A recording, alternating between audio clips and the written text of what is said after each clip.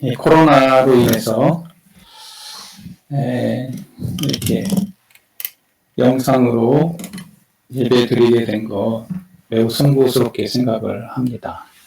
그러나 다 처음 하는 것이라 쉽진 않지만 우리 말씀을 통해서 저와 여러분들이 함께 은혜 받는 축복의 시간이 되었으면 좋겠습니다. 그대는 거듭났는가? 오늘 첫 번째 시간 같이 말씀을 나누도록 하겠습니다. 오늘 본문의 바리새인이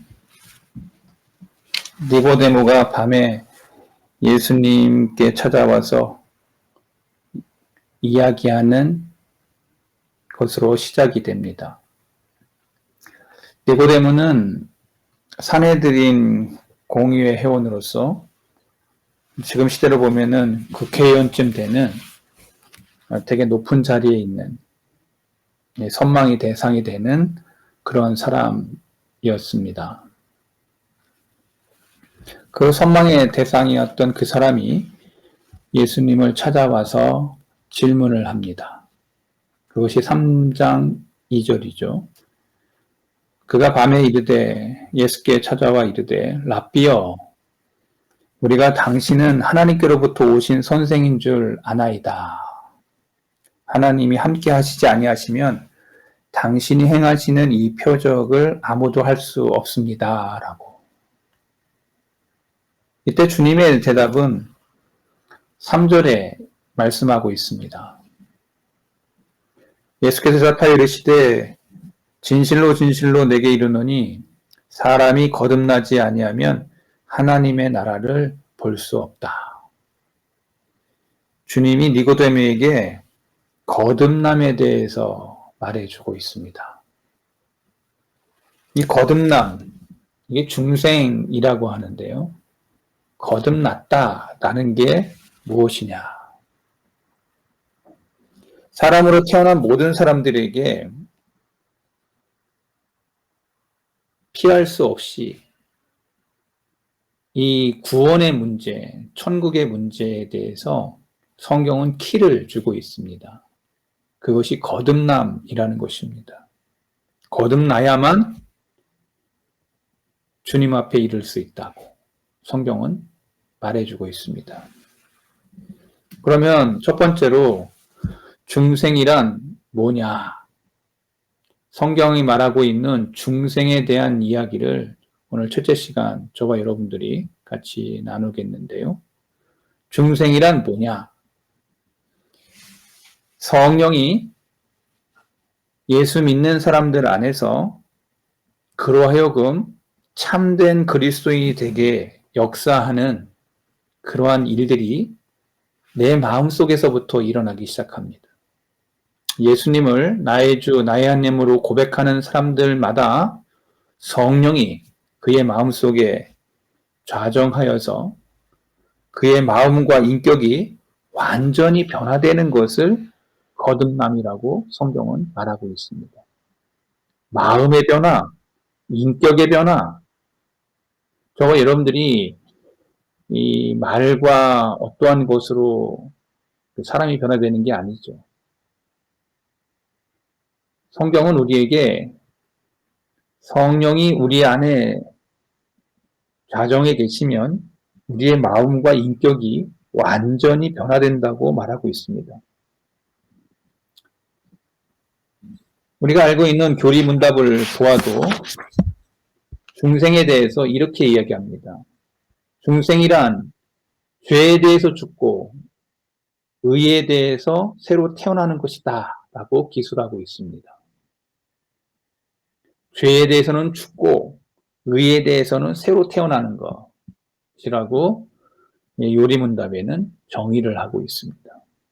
그러니까 중생은 한마디로 말하면 거듭나는 것, 하나님께로부터 나는 것, 성령으로 거듭나는 것. 이렇게 성경은 거듭남에 대해서 설명을 하고 있다는 거죠. 오늘 본문을 자세히 보시기 바랍니다. 3장 3절 같이 한번 읽어보겠습니다. 예수께서 대답하여 이르시되 진실로 진실로 내게 이르노니 사람이 거듭나지 아니하면 하나님의 나라를 볼 수 없느니라. 여기 거듭난다라고 하는 것, 중생해야 하나님 나라를 볼 수 있다라고 정의하고 있습니다. 하나님 나라를 갈 수 있는 정의를 거듭남으로 이야기하고 있다는 거예요. 거듭나야 하나님 나라를 갈 수 있다는 거예요. 거듭나지 않으면 하나님 나라를 갈 수 없다고 성경은 정의하고 있습니다. 그러니까 저와 여러분들 되게 심각하게 오늘 말씀을 들으셔야 됩니다. 거듭나지 않았다면 저와 여러분들은 천국에 들어갈 수 없는 거예요. 그래서 사도 바울은 고린도후서 5장 17절에 말씀을 합니다. 그런즉 누구든지 그리스도 안에 있으면 새로운 피조물이라 이전 것은 지나갔으니 보라 새 것이 되었도다. 사도 바울의 증거는 이것입니다. 그리스도 안에 있다면 너희는 새로운 피조물이 된 것이다. 사도 바울의 명쾌한 정의를 잘 들어보시기 바랍니다.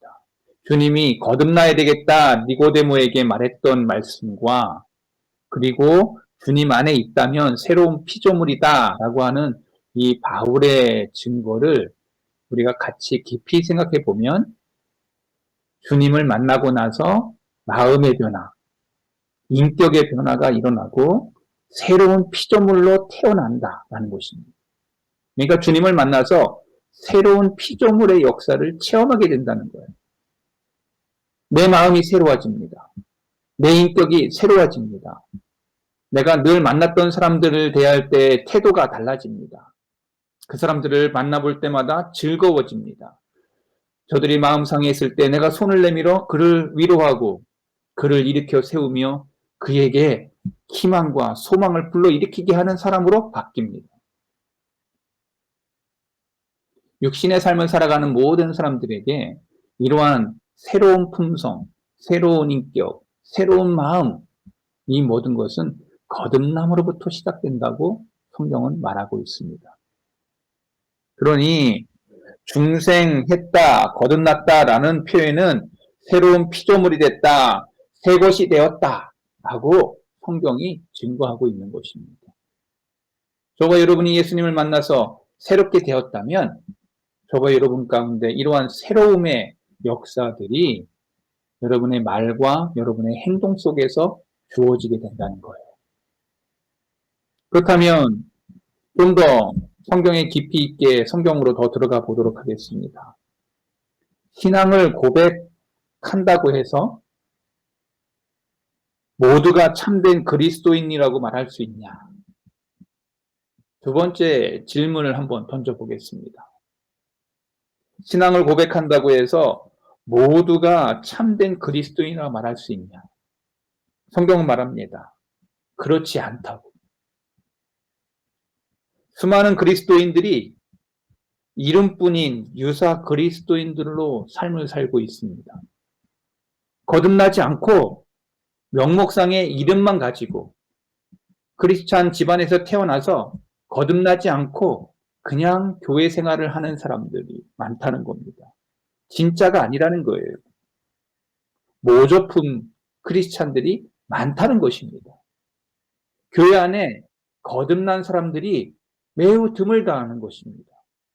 그의 마음과 그의 인격이 변했다면 예수님의 모습과 예수님의 품성과 예수님의 성품으로 사람들을 대하고 거짓말을 할 수 없이 삶 속에서 많은 사람들에게 예수님의 인격을 닮은 자의 모습으로 삶을 살아야 될 텐데 교회 안에 거짓말이 풍성하고 이간질하고 다른 사람들을 넘어뜨리게 하며 교회 안에 사단의 자식들로 역사하는 그러한 사람들이 교회에 가득 차다면 그 교회는 불우한 교회일 것입니다. 하나님이 세우신 교회가 아닌 거죠. 한국교회의 역사를 보면은 120년의 역사를 가지고 있습니다. 초창기 크리스찬들, 한국교회의 역사들, 선교사들이 거듭난 자들을 통해서 얼마나 놀라운 역사들이 일어났는지를 한국교회의 역사는 말하고 있습니다. 그런데 지금의 교회들이 왜 이렇게 타락했는가? 그것은 다른 것이 아니라 유사 그리스도인들이 점점 많아져 가고 있다는 거예요.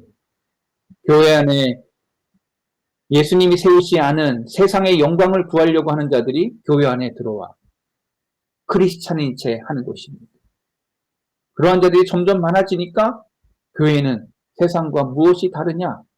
세상 사람들이 교회를 걱정하는 그러한 일들이 벌어지고 있는 것입니다.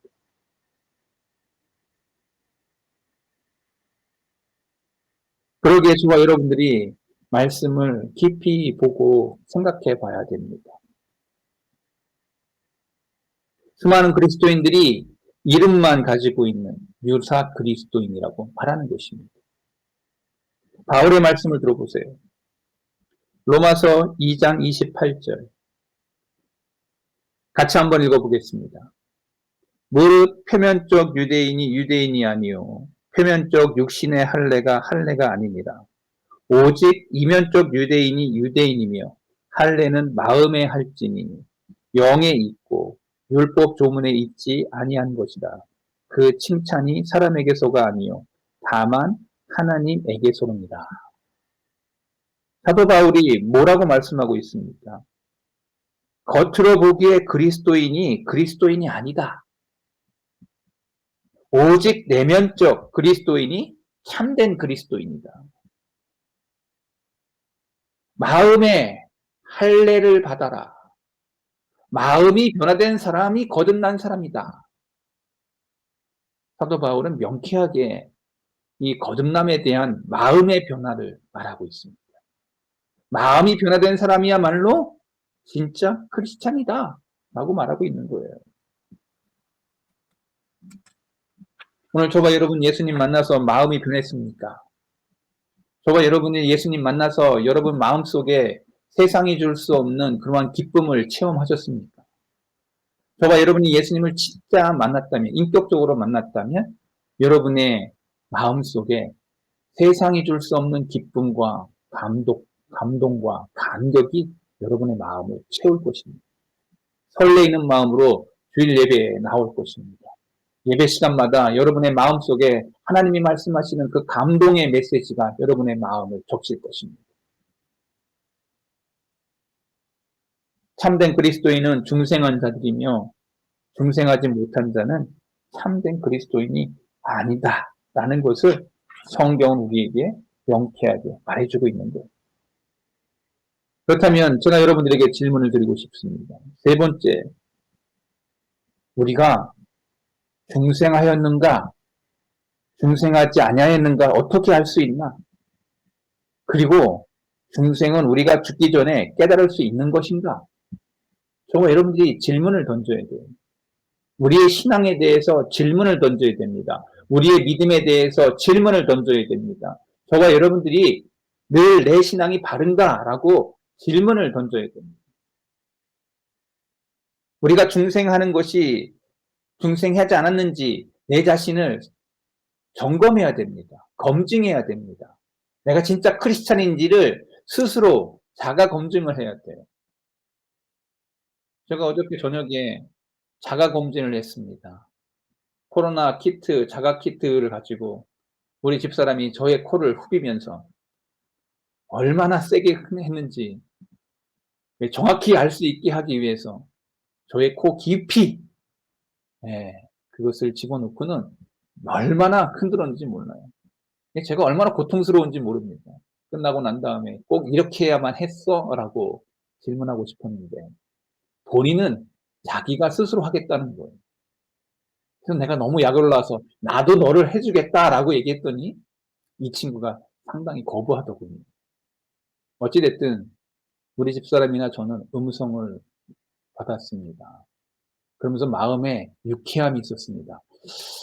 끝까지 안 걸리겠다고 하는 그러한 다짐도 하면서 말이죠. 그런데 그렇게 얘기한다고 해서 우리가 걸린지 안 걸린지 모르겠습니다만 아직까지 한 번도 코로나를 걸리진 않았지만 우리 아들이 우리 집안에서 처음으로 걸린 것 같습니다.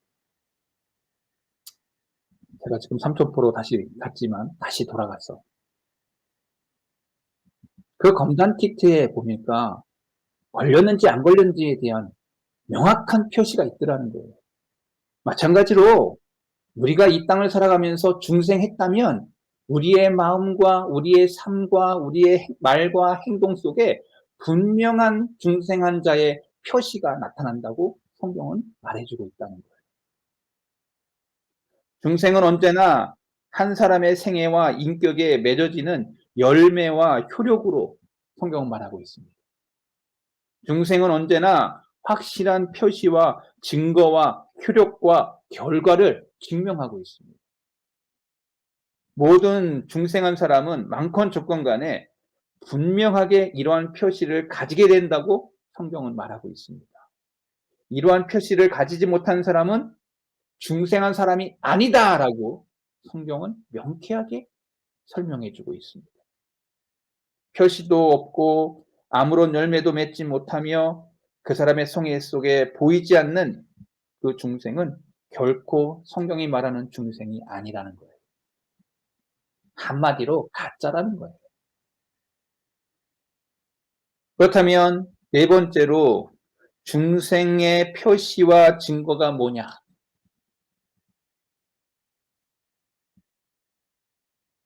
중생의 표시와 증거. 중생의 표시와 증거는 사도 요한의 말씀을 통해서 분명하게 드러납니다.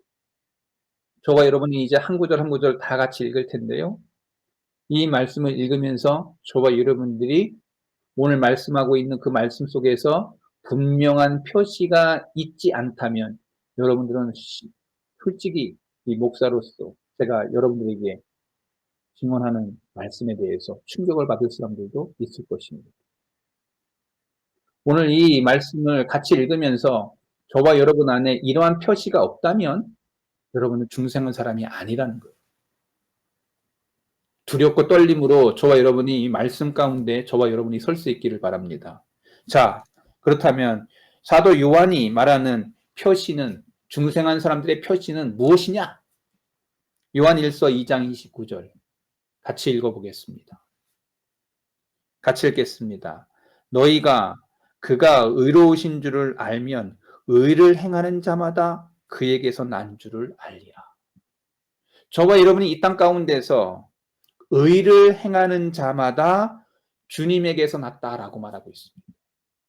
저와 여러분들이 이 땅에서 의를 따라 의로운 의인으로서의 삶을 살아간다는 거예요. 의인, justice, righteousness.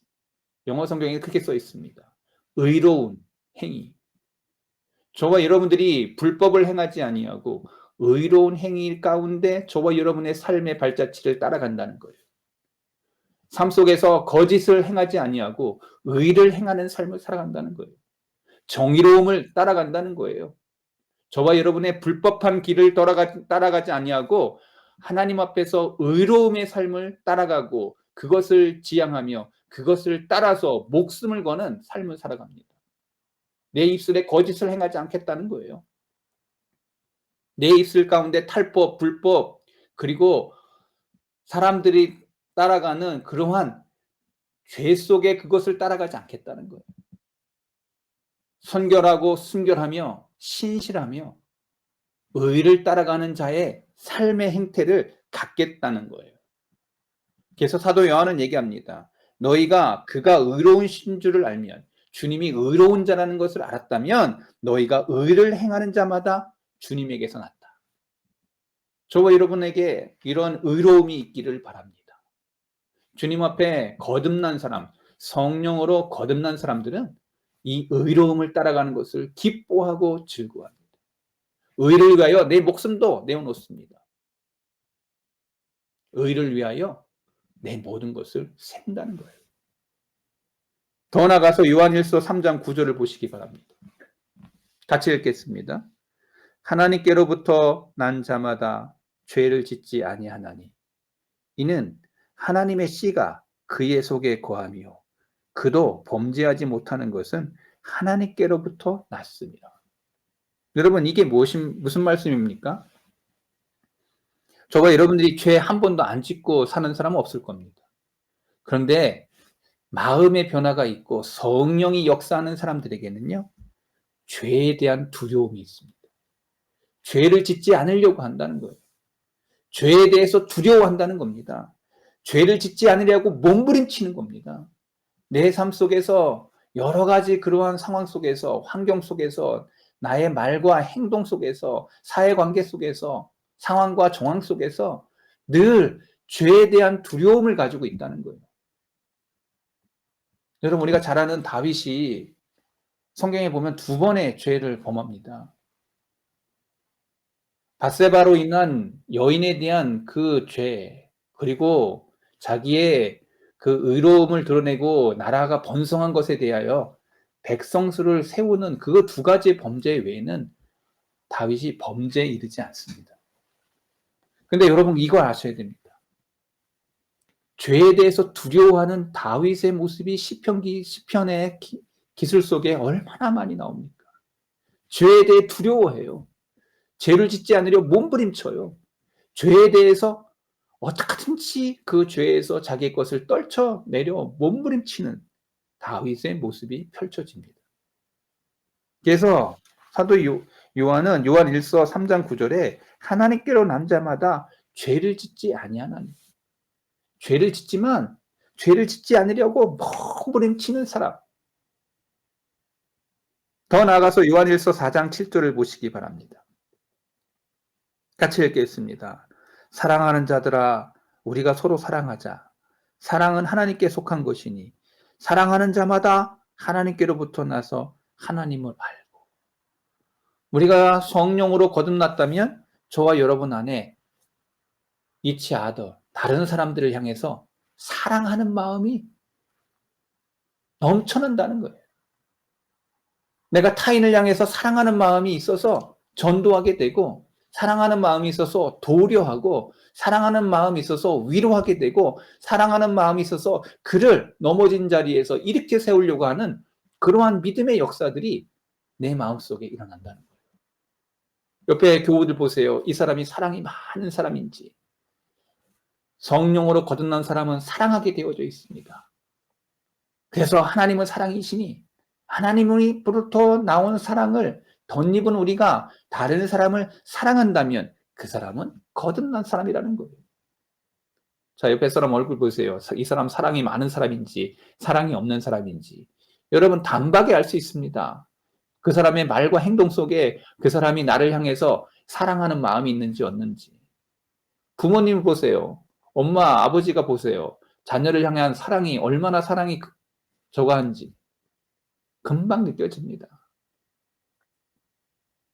아이가 너무 아프면 내가 대신 아팠으면 좋겠다. 부모들의 마음이 그런 거예요. 아마 다 매한가지일 겁니다. 내가 대신 군대 갔으면 좋겠다. 내가 대신 아팠으면 좋겠다. 여러분, 다 부모들이 갖는 마음들이에요. 쟤는 고통 안 당하고 내가 대신 고통받았으면 좋겠다. 여러분, 부모들이 다 그런 마음 갖고 있지 않습니까? 다는 아니겠죠. 그러나 오늘 저와 여러분들이 생각할 것이 있습니다. 성경은 거듭난 사람은 사랑하는 사람이라고 정의를 하고 있다는 거예요.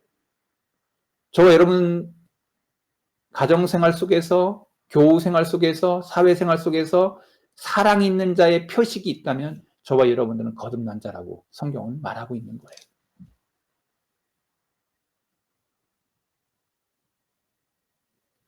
성경 요한일서 5장 1절을 보겠습니다. 같이 읽어보겠습니다. 예수께서 그리스도이심을 믿는 자마다 하나님께로 난 자니 또한 낳으신 이를 사랑하는 자마다 그에게서 난 자를 사랑하느니라. 여러분, 예수 그리스도를 믿는다. 아멘, 아멘. 내가 진실로 내가 예수님을 믿는다 라고 고백하는 사람들마다 하나님께로부터 난 자라는 거예요.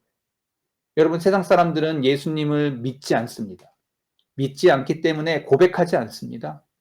여러분, 그래서 마태복음 16장의 베드로의 고백은 너무나도 놀라운 고백인 거예요. 주는 그리스도시요 살아계신 하나님의 아들입니다 라고 고백하는 그 믿음이 얼마나 놀라운 고백인지를 주님이 칭찬하십니다. 믿는다는 것은 아무나 하는 것이 아닙니다. 내가 예수님을 믿는다라고 하는 표식이 무엇입니까? 예배 속에서 여러분의 삶 속에서 믿는 자의 모습이 드러나요. 그래서 믿는 자마다 하나님께로부터 났다고 성경은 말하고 있습니다. 더 나아가서 요한일서 5장 4절을 보시기 바랍니다. 요한일서 4장 5장 4절 같이 읽겠습니다. 무릇 하나님께로부터 난 자마다 세상을 이기느니라. 세상을 이기는 승리는 이것이니 우리의 믿음이라. 성경은 우리에게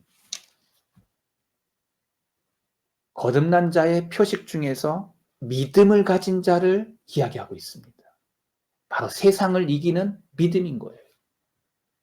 세상이 어떻습니까? 세상은 악하고 불의하고 더럽고 추악하며 바른 길을 걸어가지 않는 자들의 모습을 이야기하고 있습니다. 그런데 성경은 우리에게 말합니다.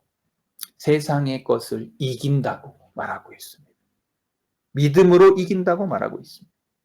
저와 여러분 안에 이러한 신앙이 있어야 됩니다. 이러한 사람이 거듭난 사람이라고 성경은 말하고 있는 것입니다.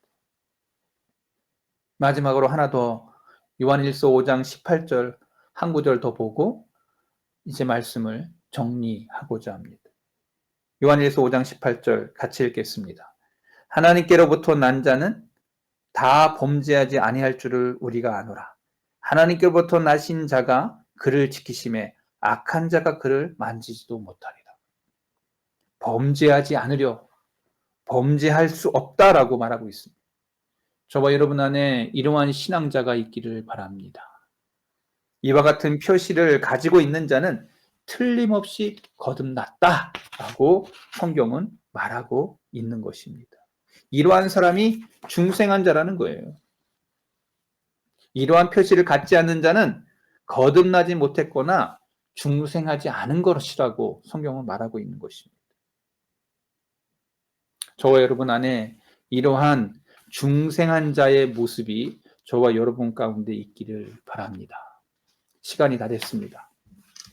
오늘 저와 여러분 첫 번째 시간으로 내가 거듭났는가? 그대는 거듭났는가?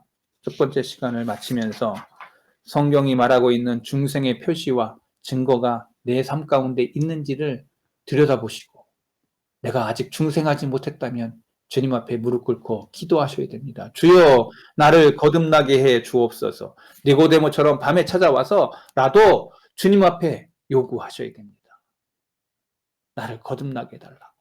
나와 여기 새 마음을 얻게 해달라고. 새 마음을 주셔서 주님의 마음을 품고 나와 주님이 말씀하시는 그런 표식이 내 삶 가운데 있게 해달라고 기도하는 믿음의 아들과 딸들이 오늘 저와 여러분 되기를 바랍니다. 기도하겠습니다. 거룩하신 하나님 아버지,